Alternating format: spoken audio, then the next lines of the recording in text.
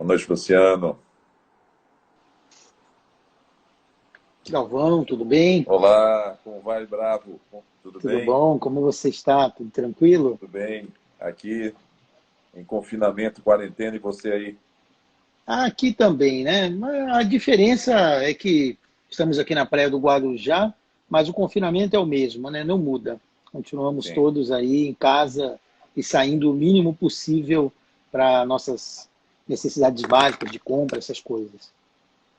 Aqui também estamos dessa forma, aqui na Bahia.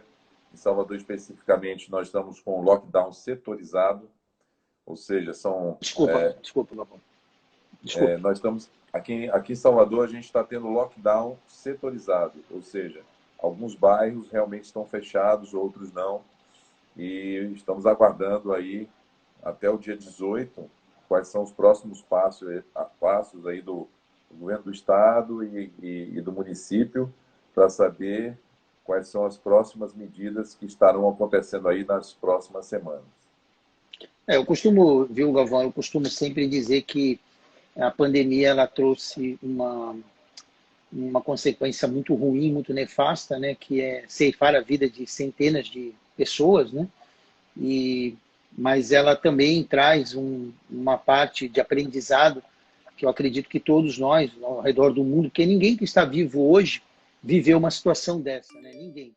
E ela vai trazer um aprendizado muito grande e o mundo vai sair um mundo, vamos dizer, diferente e muito mais cuidadoso depois dessa pandemia. Eu acredito nisso, porque todo tipo de tragédia, né, como estamos vivendo, ele sempre impulsiona a humanidade a melhorar uma série de fatores, né, seja pela tecnologia, saúde, higiene básica, cuidados, e aí vai, né? Sim, com certeza. Alguns cientistas, inclusive, dizem que as guerras, por exemplo, são essenciais, né? Então, existe essa vertente aí, não vamos polemizar, né? É. Mas você tem razão que toda crise, né? Já virou um clichê que é uma oportunidade e realmente é uma oportunidade. E estamos aqui nesse exato momento trazendo uma oportunidade.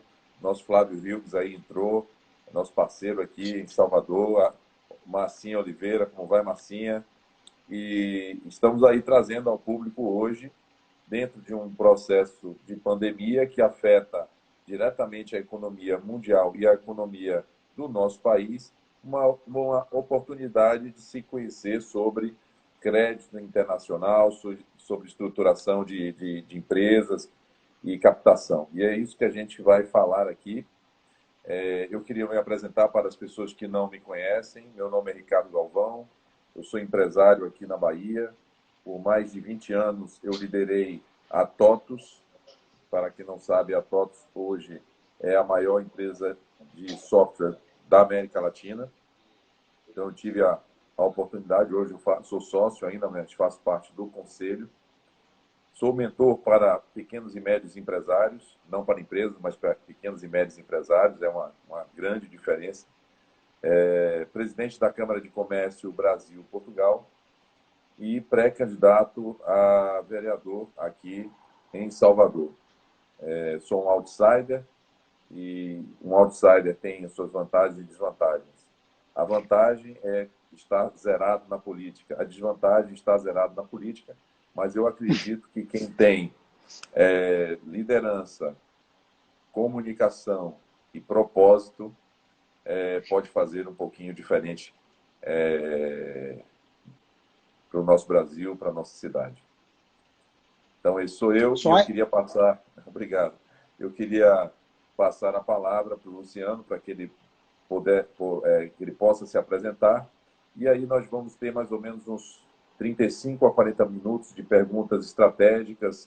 Inclusive, eu tomei a liberdade, Luciano, de já conversar com alguns empresários e eles me fizeram já uma listinha aqui que eu fiz para para a gente ser assertivo nesses 40 minutos. correto. Bom, se eu votasse aí, meu voto era seu, né? Já digo assim, Obrigado. porque conheço, sei da sua seriedade, do seu trabalho. Eu acredito que o tempo que você está doando aí para que eu e vários empresários possam falar para um grupo também de empresários e de pessoas que desejam, né, informação, é um investimento pessoal muito importante que você tem feito. Eu também sou empresário há 25 anos.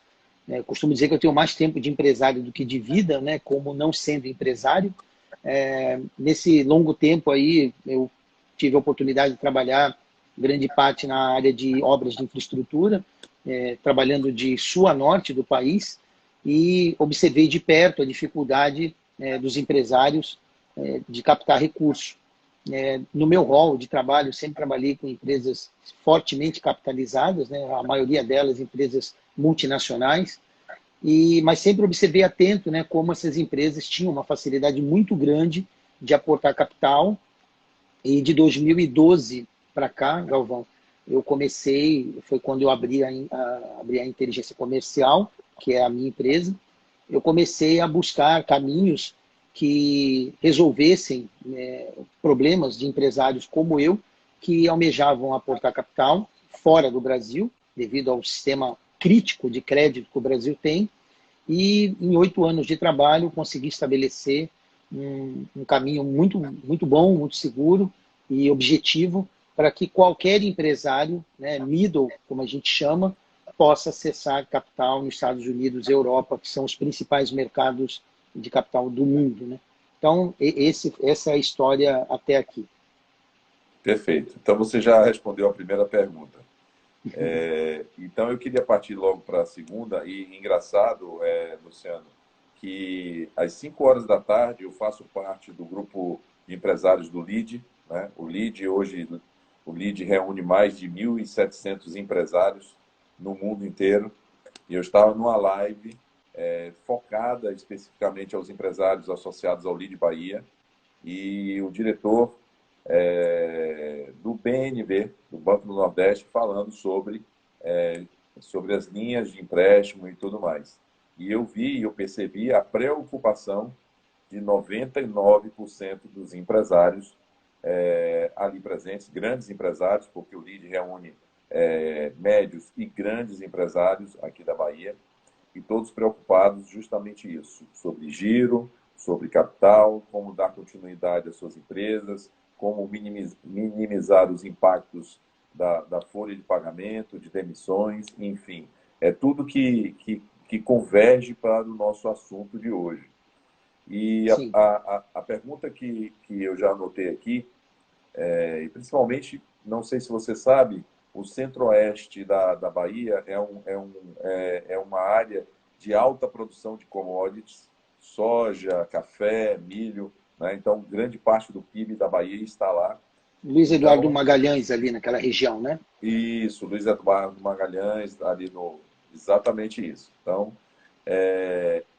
a minha pergunta começa com: quais são os requisitos mínimos para uma empresa ou um produtor rural acessar esses produtos? Eu não sei se você sabe que muitos produtores rurais, eles não têm CNPJ, eles têm CPF, né? Correto. E são CPFs de fazendas que faturam milhões e milhões e milhões. Então, essa é a primeira pergunta, né? Quais são esses requisitos e se você, dentro dessa visão, poderá atender esse tipo de CPF? Sim. Então, Galvão, bem colocada aí a pergunta em relação a produtor rural. Eu não, devido a onde eu nasci, eu moro na cidade de Santos, ela não tem nenhuma tradição em agricultura, né? Uma cidade portuária, mas de 2010 em diante eu fiz dezenas de incursões pelo interior do Brasil, né? Principalmente aqui no estado de São Paulo, Mato Grosso, Tocantins, e eu acabei conhecendo de perto a realidade do agronegócio. Fiz um curso de investimento em agronegócio com o pessoal da FEBRABAN, né? Um curso muito bom que eu recomendo, né? Estava até o pessoal do BASA lá, tinham pessoas de banco junto comigo nesse curso. E eu te digo que uma empresa ou um produtor rural, você falou bem, eu já vi produtor rural na pessoa física faturando aí 150, 200 milhões, 250 milhões por ano, né? É o caso do Centro-Oeste da Bahia. É gente extremamente forte no CPF. Então, assim, o que é requisito básico é que essa pessoa tenha um faturamento, tanto na pessoa física como jurídica, um faturamento no mínimo de 24 milhões de reais por ano, que dá uma média aí de 2 milhões por mês. Isso é uma estrutura mínima que uma pessoa, uma empresa, um produtor rural precisa ter para iniciar um processo de estruturação. Além disso, ele também precisa ter um lastro em garantia. Essas garantias podem ser variadas, podem ser desde garantias reais, ou recebíveis, ou outras, né? Não vou aqui citar todas, e que ele tenha uma demanda mínima não inferior a 3 milhões de dólares para o aporte inicial. Essa demanda mínima não inferior a 3 milhões de dólares, ela é porque no processo de estruturação para aporte de capital, você, em 90% das vezes, principalmente produtor rural, você constitui uma empresa internacional com cotas ao portador. Essa empresa geralmente é constituída em solo americano, né? Também pode ser feito na Europa. E como o empresário vai criar uma estrutura, né, a gente chama de uma estrutura jurídica internacional, é recomendado que ele, no mínimo, tenha um pedido de 3 milhões de dólares para começar o primeiro aporte. Então, basicamente, se ele tiver esse faturamento, tiver garantia e tiver um pedido mínimo como esse, ele já pode sim buscar uma forma de se estruturar e acessar capital nos Estados Unidos e Europa.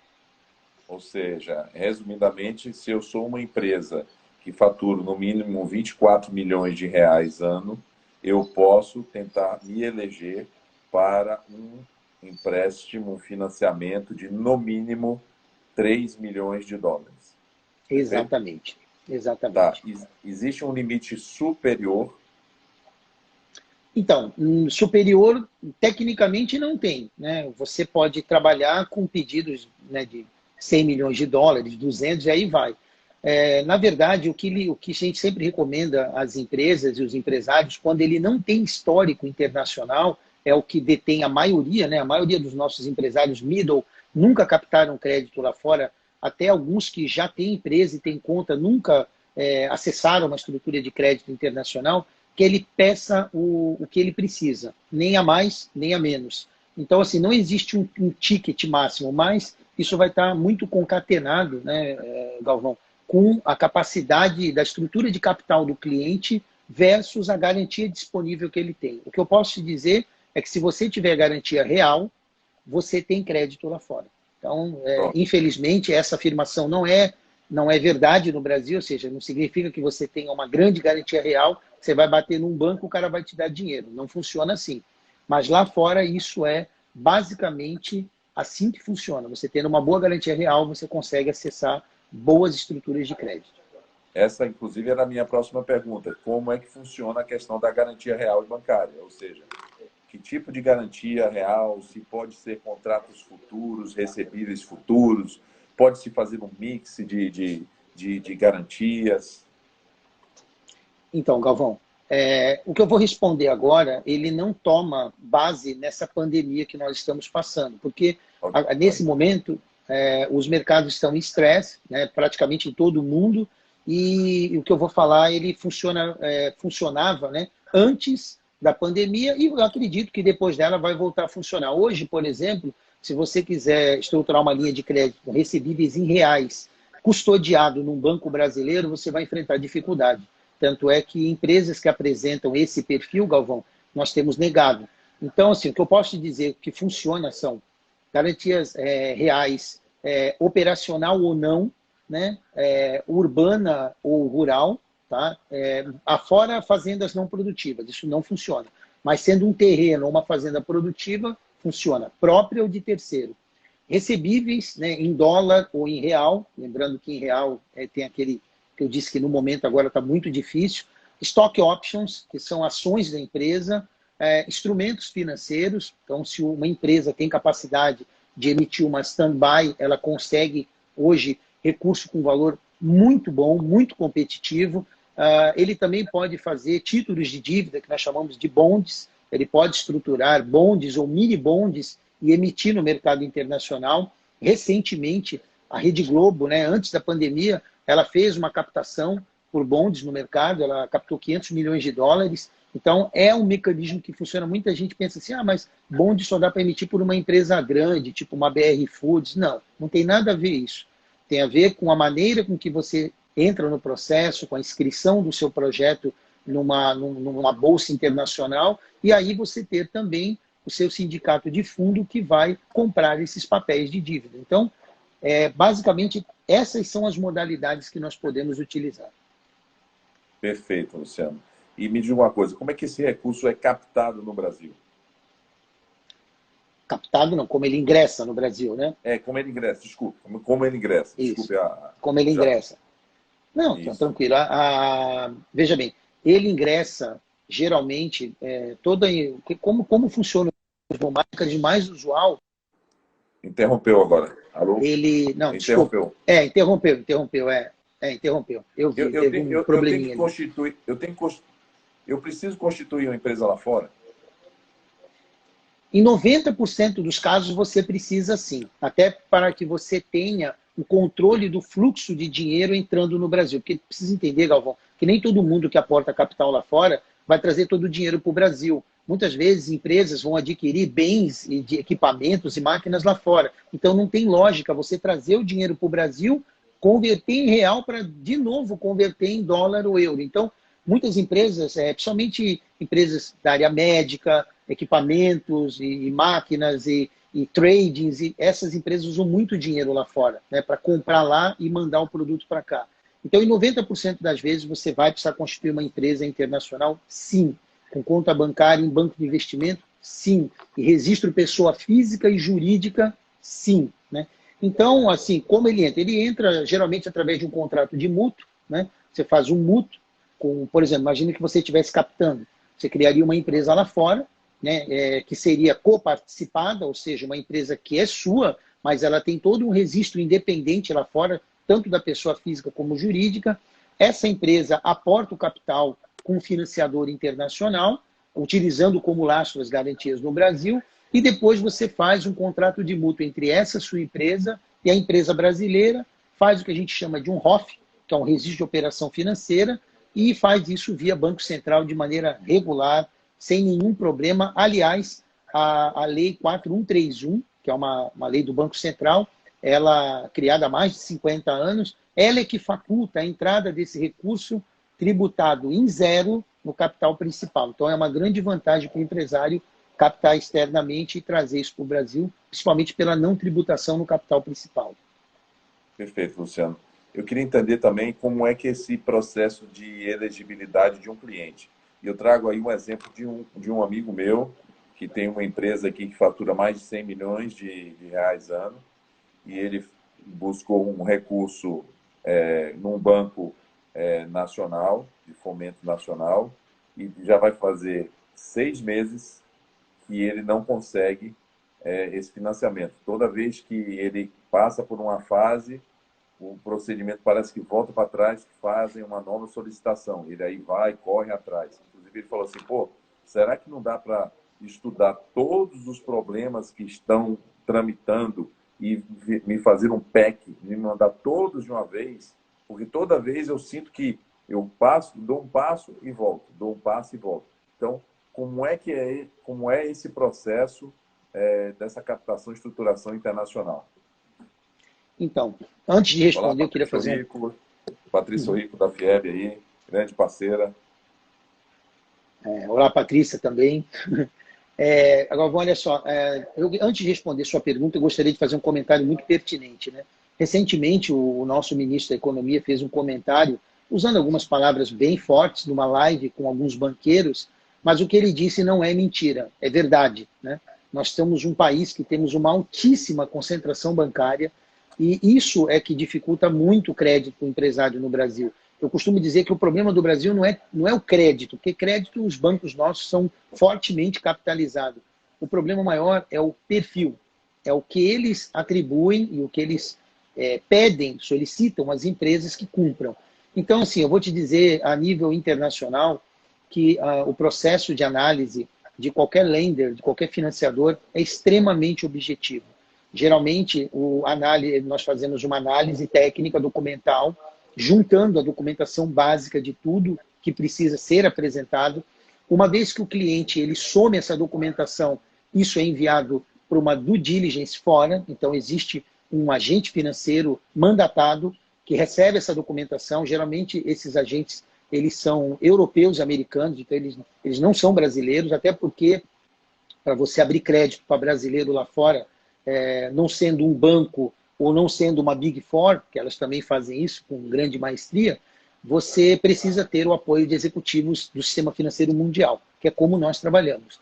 Então, ele faz uma due diligence e faz um procedimento, Galvão, chamado underwriting, que é uma subscrição da operação no fundo ou no banco que aceita esse cliente. Uma vez estabelecido isso, geralmente o cliente recebe uma soft offer, ou uma proposta, ou um term sheet, e ali contém todos os dados dele. Lá fora, depois que você entrega a documentação, que você entra no processo de crédito, geralmente tem a primeira fase, que é compliance e risco, que é mitigado todas aquelas informações, e imediatamente depois vai para a diligência jurídica. Só que a diferença, Galvão, é que eles, no início, tanto americanos como europeus no processo de crédito, eles já colocam a regra clara, ó, você precisa me entregar isso, e não muda. Você entregou aquilo, ou seja, o advogado, né, ele dá a nota, dá lá o aval final, e já vamos para o que nós chamamos de loan agreement, que é o contrato de crédito. Então, não existe essas indas e vindas, geralmente eles colocam o que você precisa entregar, você entrega isso de acordo com o teu modelo de captação, e automaticamente isso passa por uma diligência jurídica e já vai para a parte de crédito. Então, eu que vivo isso, eu vejo que é extremamente objetivo. Não existe nada assim alusório ou que a pessoa crie no meio do caminho, não. É muito objetivo e o processo, basicamente, como eu te falei, ele é esse. É feito uma análise do diligence underwrite, entrou na operação de crédito, recebeu uma proposta, aceitou, você vai passar por um compliance e risco, diligência jurídica, a validação da garantia, e aí vai para a parte de ou alienação de garantia ou custódia de recebíveis, dependendo do modelo de lastro, né, de garantia, e também para o contrato de crédito.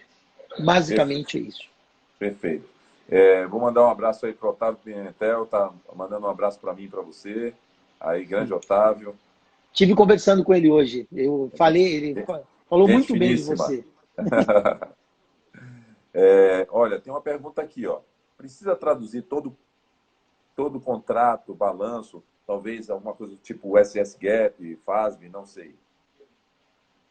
Então, dependendo da modalidade de aporte de capital, porque nós trabalhamos, você sabe, você já esteve comigo até num evento sobre isso, nós trabalhamos com várias modalidades. Então, eu vou te dizer, há modalidades, né, que você precisa, sim, traduzir balanços ou pelo menos as notas explicativas, se forem contratos, por exemplo, eu vou dar um contrato de recebível como garantia, vai ter que traduzir o contrato. Porém, se você for fazer um hard lender, né, que é uma operação muito simples, inclusive a operação número 1, que a gente sempre fala, você praticamente não vai precisar traduzir nada, absolutamente nada. Você vai fazer tudo na língua portuguesa, nós usamos muito o apostilamento de Haia, né, que todo mundo conhece, o Brasil entrou, acho que se não me engano, em 2016, entrou para esse acordo, que compatibiliza nossos documentos em centenas de países e não precisa. Então, assim, dependendo da sua modalidade, você vai precisar, mas não é um item obrigatório traduzir balanço, contrato social e tudo o resto. Né? Não é um item obrigatório. Fugindo um pouquinho aqui do script, Luciano, eu preciso ter governança corporativa na empresa, eu preciso ter alguma certificação ISO, eu preciso ter uma Big Four para fazer o meu projeto andar. O que é que eu preciso assim, de condição mínima? Porque às vezes eu tenho um faturamento, como você falou, 2 milhões mês, né? E talvez eu precise de uma consultoria, mas talvez eu não possa pagar uma Big Four, né?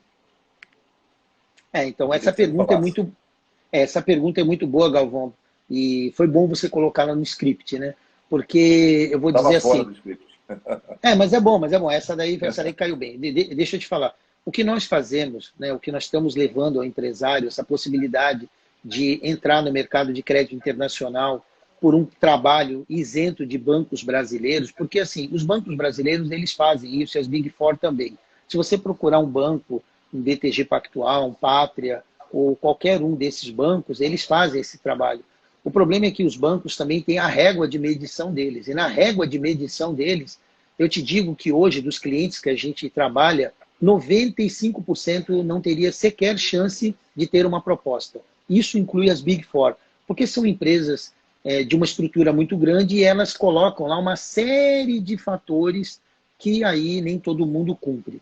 Eu me lembro até um comentário, eu estive num evento no passado da XP, da Tagro, e onde a analista-chefe da XP falou com uma plateia, né, de usineiros e pessoal do agronegócio. Ela falou uma coisa que aquilo me gravou muito.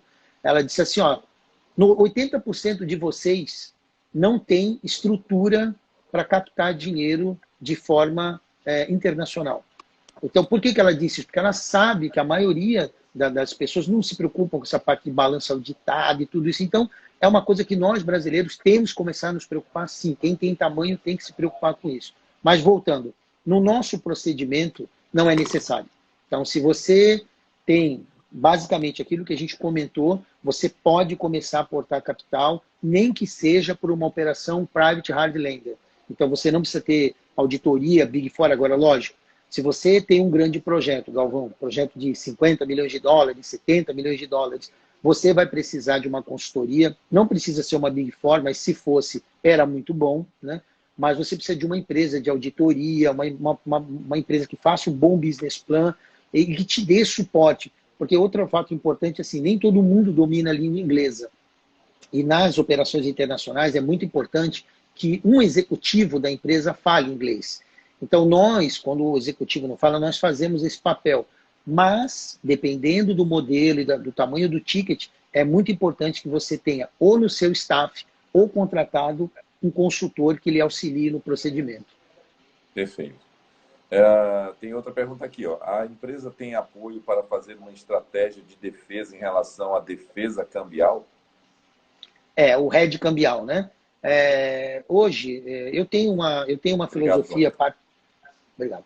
Eu tenho uma filosofia particular sobre o hedge cambial. Eu entendo que se você é um empresário brasileiro e você controla uma conta corrente em real e uma conta corrente em dólar e euro, para mim, não há necessidade de hedge cambial, porque você controla o fluxo de entrada e saída e você pode trazer o dinheiro nas altas e devolver na baixa. E como todos nós sabemos, as margens de lucro no Brasil são margens que, antes da pandemia, se você pegasse a variação do dólar, você veria que ele estava ali meio que pau a pau com a inflação. A variação anualizada. Agora, na pandemia, né, houve uma max desvalorização do real. Mas eu penso que, se o cliente desejar, ele pode solicitar a inclusão de um hedge cambial. Isso é possível. Bancos brasileiros e bancos internacionais, bancos como o Safra, por exemplo, faz hedge cambial, entre o Itaú, Bradesco e outros, mas lá fora ele também já pode contratar uma operação com hedge cambial. É perfeitamente possível. Perfeito. Obrigado. Mais uma pergunta aqui de outro empresário. Após a contratação da estruturação financeira, quais são as principais etapas? Pois bem, então, basicamente, as principais etapas nós vamos dividir em 5 partes, né? A primeira é a parte de compliance e risco, né? Onde você já entregou parte da sua documentação e vai entregar o restante solicitado pelo fundo. Então, compliance e risco. Do compliance e risco, você vai para a validação da garantia. Então, por exemplo, se é uma garantia real e você oferece uma avaliação, o fundo, o lender, né, ele vai contravaliar isso. Ele vai te nomear X avaliadoras, geralmente sempre avaliadoras internacionais, né, isso é importante saber, tipo uma CBRE, uma Deloitte, uma Cushman, né, e ele vai te dar 5 opções em média e você escolhe uma para revalidar a garantia. Tá? Então, tem compliance e risco, revalidação de garantia, aí vem a parte da diligência jurídica, que é quando entram os advogados do lender e do cliente, obviamente, o cliente assessorado por nós. Né? Então, toda a parte da tratativa jurídica, ela faz com a compatibilização de documentos, inclusive o Loan Agreement, né, que é o contrato de crédito, para que isso seja assinado, né, posterior. Tirando a diligência jurídica, você vai para a parte das homologações. Então, por exemplo, todo mundo sabe que se eu estou pegando um recurso, Galvão, com garantia real, primeiro eu faço a alienação fiduciária e depois o lender libera o dinheiro. Sempre o lender tem que estar protegido. Então, vem a parte de homologações, ou seja, alienações fiduciárias ou constituição de contas para trava de recebíveis, e aí vai. Né? Então, vem a parte de homologações e travas de garantia. E, por fim, a assinatura do loan agreement e a liberação do crédito. Então, basicamente, são essas 5 etapas aí, que obviamente, são... Pois não. Pode falar, pode falar. Não, pode falar, pode falar. Não, eu acho que você até já respondeu a próxima, né? Que como é feita a alienação fiduciária da garantia, já que a gente está no Brasil e o lender está lá fora, né? Então, em qual momento é realizado isso, né? Mas eu acredito que eu não respondi uma pergunta, uma parte da sua pergunta. O momento depois que termina a diligência jurídica, é feita as alienações fiduciárias, isso se for imóvel, né, Galvão? Se for contas de trava de recebível ou outras, aí são feitas as ações jurídicas para travamento da garantia antes da liberação do recurso. Mas, assim, você fez uma pergunta boa. Muita gente fala, pô, Luciano, mas o fundo não está no Brasil. Como é que ele aliena? Da mesma maneira que você não está nos Estados Unidos e abre uma empresa lá, correto? Então, hoje, quando a gente constitui uma empresa e abre uma conta, o cliente não está lá. É tudo feito de maneira virtual, mas existe um advogado que está devidamente mandatado especificamente para cuidar de constituição de empresa, abertura de conta, que cuida disso para você. A recíproca é verdadeira. O fundo, às vezes, ele tem um CNPJ no Brasil, às vezes ele abre um CNPJ no Brasil e, às vezes, ele utiliza escritórios de advocacia, geralmente escritórios que têm ponta Brasil e ponta lá fora, tipo ponta Brasil, ponta Nova York, ponta Brasil, ponta Inglaterra. E esses escritórios... Quero puxar minha sardinha. Sou presidente da Câmara Brasil-Portugal. Ponta Brasil, ponta Portugal, entendeu? Então, ou seja, esses advogados que fazem a alienação em favor do lender e eles têm, por eles serem um advogado legal do lender, eles têm autonomia para fazer esse tipo de processo e liberar a transferência do recurso, porque a palavra final ela é sempre do advogado. Então, o advogado do lender, imagina um banco português que vai fazer uma operação de alienação do Brasil. O advogado do banco é que dá a palavra final. Está tudo certo. Aí o lender transfere o dinheiro para a conta nas coordenadas do contrato de crédito. Então, assim, a alienação fiduciária é feita no Brasil. Tá bom? Perfeito. Tive que puxar aí para Portugal, porque, inclusive, a gente reduz um outro grande problema, que é a barreira da língua, né? Inclusive, é bom você falar isso. Para prestigiar, né? Você é presidente da Câmara, então eu vou prestigiar a vossa Câmara. Todas as empresas que nós constituímos para empresários no processo de aporte de capital, ela justamente ela é registrada em Portugal por 2 motivos. Primeiro, que é um país irmão nosso, é muito mais fácil você trabalhar com Portugal do que com a Inglaterra, Espanha, e aí vai. Então, existe uma facilidade de trabalhar. Segundo, é a língua, como o Galvão disse, ou seja, você pegar um produtor rural, né, que não fala inglês, mas que quer aportar capital, você criar uma estrutura toda para ele, dar o dinheiro e depois deixar o produtor rural, o empresário, tentando falar inglês com um banco lá nos Estados Unidos ou na Inglaterra, é complicado. Então, o ideal para nós brasileiros, eu inclusive sempre recomendo que faça tudo por Portugal. É muito mais fácil para nós brasileiros. Bacana, bacana, Luciano. O João fez uma pergunta que pode agregar aqui a pergunta de outro empresário. Ele está falando aí, ó, o custo desses empréstimos gira em torno de quanto? E tinha uma pergunta muito semelhante, quais são os custos e despesas do processo?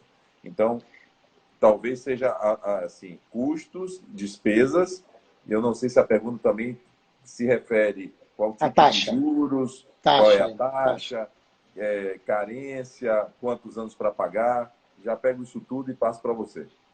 Tá bom.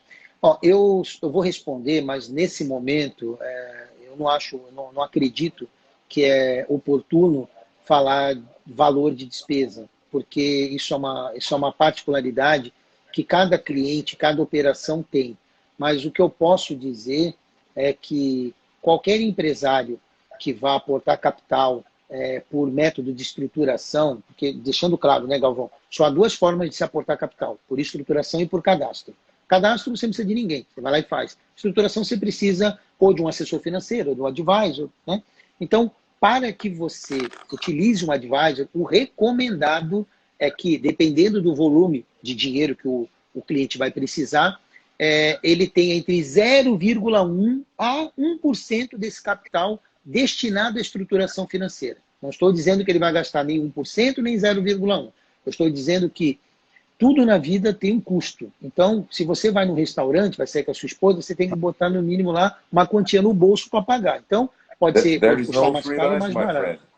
Isso. There is no free lunch.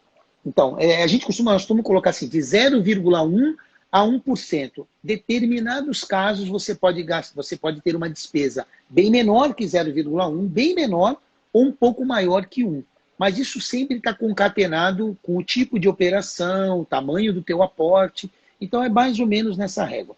Falando sobre taxa, uma coisa importante é assim, lá fora é juros simples, coisa que não existe no Brasil. Tá? E um grande motivo para ir buscar dinheiro lá fora. É melhor pagar 10% de juros simples lá fora do que pagar 8% de juros composto aqui. Todo mundo sabe disso. Então, ou seja, as taxas indicativas do mercado, ela varia de 3,5% a 8% ao ano. Eu não quero dizer que qualquer pessoa, qualquer cliente pode acessar uma taxa de 3,5% ou todo mundo vai acessar de 8%. Eu quero dizer o seguinte, a Rede Globo, que é a Rede Globo, uma empresa bilionária, ela captou lá fora a uma taxa de 6,5% ao ano.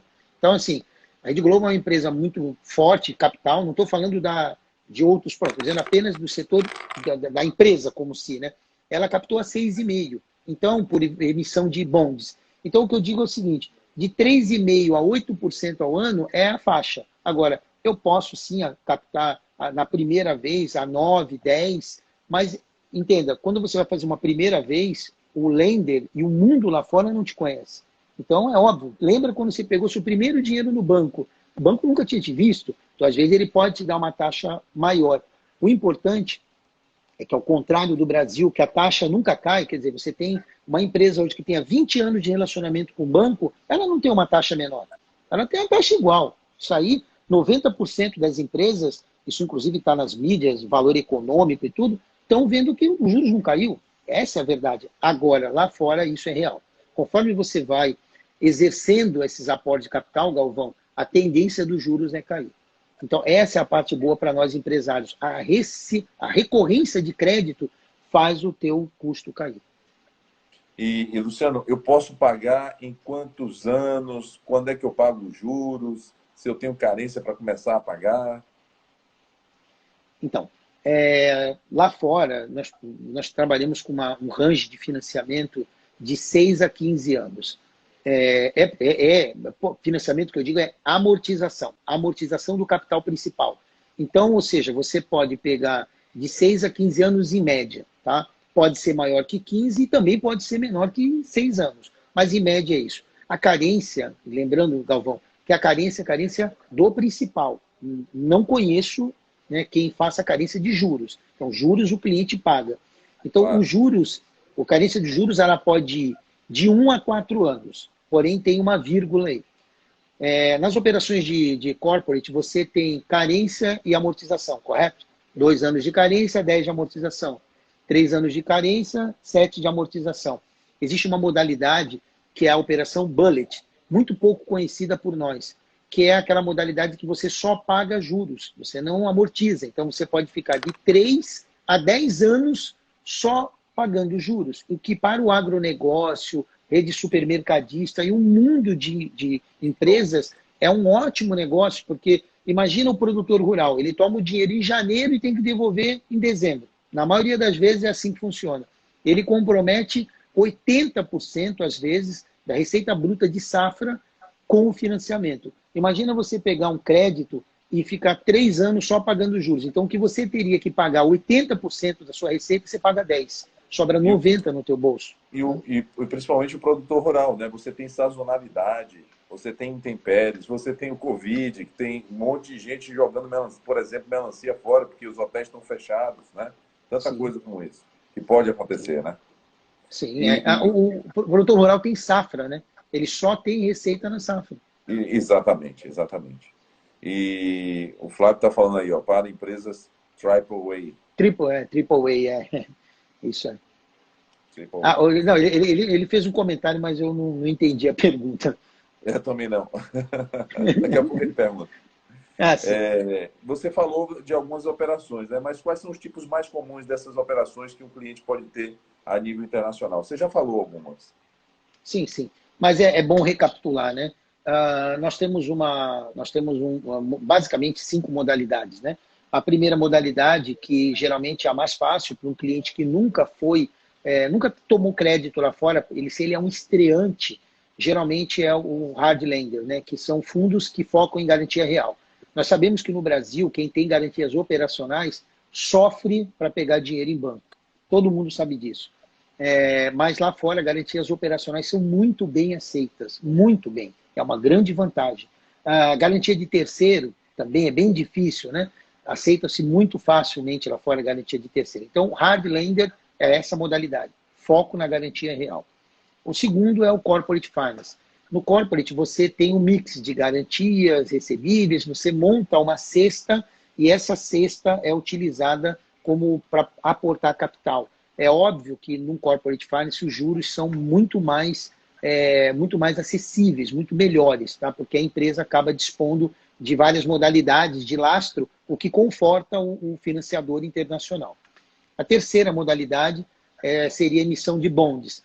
É importante falar isso, Galvão, porque assim, eu vejo muito construtor, empreendedor, que tenta se alavancar aqui no Brasil ou na receita de venda, né, o famoso VGV, ou então no plano empresário. Lá fora você pode constituir grandes empreendimentos e vender esses bondes de dívida, porque lá fora bondes funciona muito bem. A debênture no Brasil é difícil. Você emitir uma debênture e vender essa debênture é difícil, por quê? Porque a taxa de juros é alta.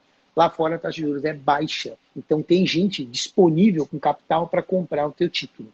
A quarta modalidade seria o que nós chamamos de stock funding, que é quando uma empresa que tem ações listadas na bolsa, ela utiliza parte dessas ações para trazer capital. Essa modalidade é só para quem tem ações listadas na bolsa. Então, ela usa as ações como contragarantia para o financiamento ou empréstimo. E a última modalidade é o cashback. É quando você tem recurso na sua conta e você usa esse recurso para desenvolver o laço da sua linha de crédito. Então, basicamente, aí falamos de 5 modalidades. Perfeito. Só voltando, o Flávio disse que do Triple A, ele disse que foi uma afirmação apenas. Ah, sim, ok. Obrigado, Flávio. Eu só tenho mais uma pergunta para você, Luciano. Depois a gente pode abrir as pessoas aí a questionarem. Aqui, fundos, né, bancos de fomento, quando você vai fazer, além de muitas vezes muita burocracia, você vai fazer o seu empréstimo, você recebe ele condicionado a um cronograma físico e financeiro. Por exemplo, você vai construir um hospital, ou um prédio, ou um estádio, você vai recebendo dinheiro conforme você vai mostrando. Comprei material, comprei isso, fiz aquilo. É da mesma forma? Não, não é não. Na verdade, uma das coisas que dificulta muito o mercado de crédito no Brasil, crédito é sinônimo de credibilidade, né? Precisa haver uma confiança mútua entre bancos e empresas para que o sistema ele tenha uma fluência maior. E hoje eu acredito que cada um tem a sua visão sobre isso, mas eu acredito que falta muita credibilidade entre as duas partes para que o sistema funcione de maneira mais fácil, né? Nós somos apesar das taxas de juros altas, nós somos um dos melhores pagadores do mundo. O povo brasileiro é um dos melhores pagadores do mundo. Só para ter uma ideia, num juros desse, a nossa inadimplência ela é pífia. Né? Estamos falando aí eu estou falando antes da pandemia, tá? Entre 3% a 4% da carteira de crédito ativa. Considero muito baixo para um juros alto que temos. Né? Podemos entender que o juro pessoa jurídica varia de 12% ao ano a 25% ao ano, e pessoa física de 25 a 50. Essa é a realidade que todo empresário vê claramente quando vai captar. Mas, assim, lá fora não funciona assim. Geralmente, os processos de aporte de capital, você pode ter o recurso em tranche único. Por exemplo, Private Hard Lender te dá em tranche único. Se você fizer uma operação de 10 milhões de dólares, ele te dá os 10 milhões de uma vez só.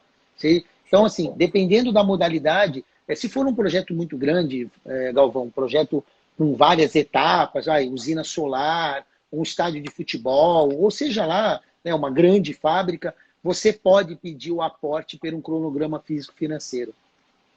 Mas, se for um stock funding, um cashback ou um private hard lender, você consegue o dinheiro de uma vez só, tranche único, o que é bem melhor para o cliente, porque ele que faz a gestão desse recurso. Perfeito. O João Manuel fez uma pergunta boa. Qual o prazo médio do processo? Ou seja, entre o interesse e o crédito, quanto tempo? Boa pergunta, João. Na verdade, você tem duas partes, né, Galvão? Tem o processo de elegibilidade e depois o processo de crédito. O processo de elegibilidade, pelo menos para nós, ele varia de 5 a 10 dias úteis. Depende muito da velocidade do cliente de pôr as informações necessárias para uma análise do diligence underwriting. Então, assim, ela varia de 5 a 10 dias úteis. A parte do crédito, quando você entrou na operação de crédito, você contratou a operação de crédito, ela varia de 35 a 60 dias bancários, com um prazo central de 45.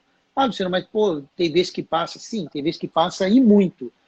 O problema todo é, às vezes, o despreparo ou a falta de sintonia da empresa em relação a obedecer o processo. Então, eu vou te dizer por experiência própria que há casos que o cliente entra na operação de crédito e ele demora 90 dias para começar a entregar a informação.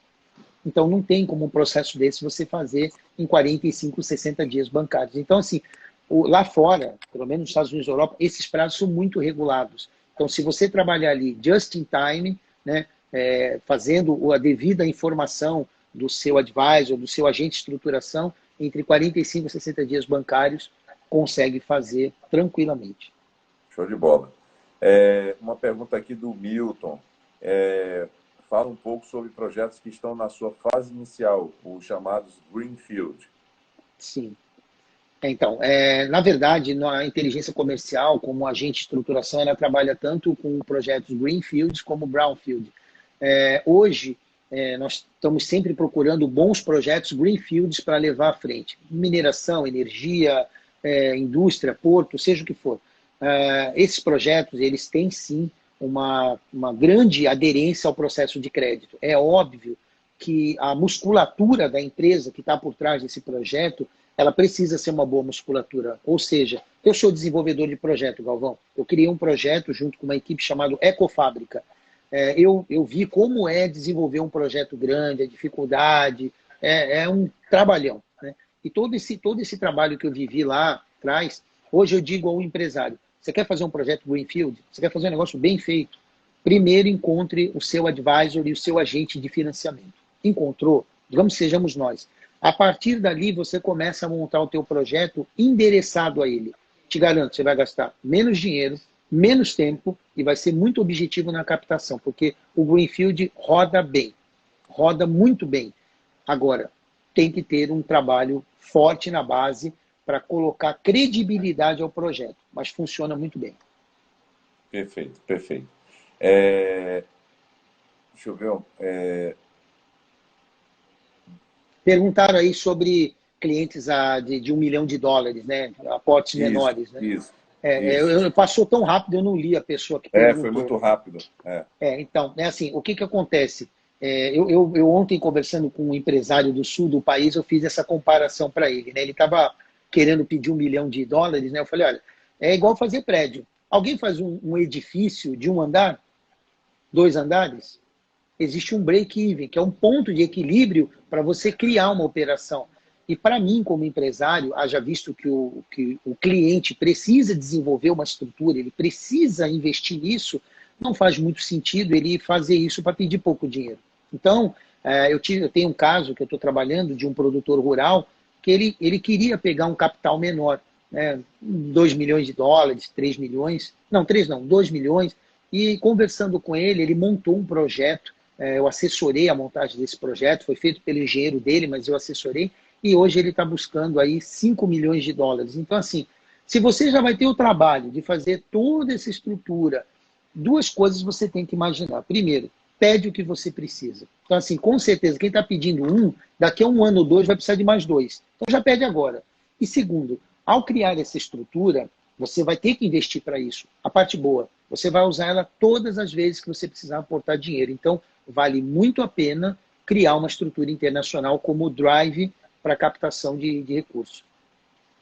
Perfeito, perfeito. Olha, Luciano, já estamos finalizando aqui, acho que faltam uns 6 minutos mais ou menos. Excelente live aí com você, você foi esclarecedor, respondeu várias perguntas aí dos empresários aqui da Bahia, outros aí do Brasil que estão nos acompanhando.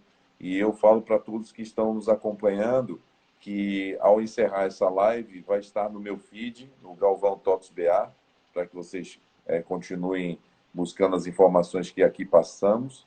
E vocês podem mandar algum direct para mim, para o Flávio Hildes, que está aí também acompanhando, diretamente para o Luciano, e que a gente vai, com certeza, ajudar a todos vocês a entrar nessa questão de aporte de capital internacional. E é uma maneira que a gente faz, da nossa parte, para ajudar os brasileiros e principalmente os empresários que levam esse Brasil à frente. Então, agradeço você, Luciano. Vamos responder algumas perguntas, mas a qualquer momento o Instagram pode nos derrubar, mas muito obrigado. Eu gostaria muito de fazer rapidamente duas considerações, né? Primeiro, te agradecer o teu tempo e o tempo de todos que estão aqui nos ouvindo. A pandemia nos ensinou a fazer isso, né? Eu nunca tinha feito.